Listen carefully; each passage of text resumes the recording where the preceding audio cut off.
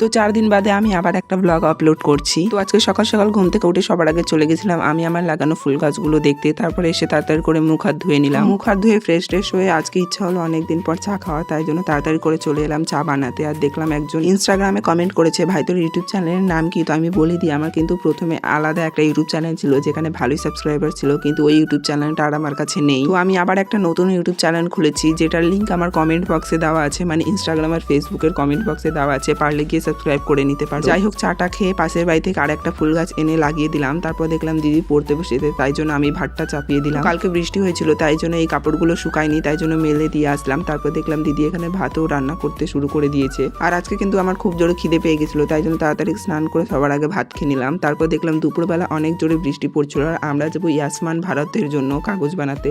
যাই হোক, তারপর নিজে নিজে সবাই ডকুমেন্টস নিয়ে চলে গেলাম আমাদের 7 সমুদ্র পার করে, মানে আমাদের বৃষ্টিতে পুরো রাস্তা জলে ডুবে গিয়েছে অনলাইনের দোকানে। সেখানে গিয়ে তাড়াতাড়ি নিজের কাজটা কমপ্লিট করে আমি কিন্তু 4-5টা পেন কিনে বাড়ি চলে আসলাম। আজকের মতো টাটা।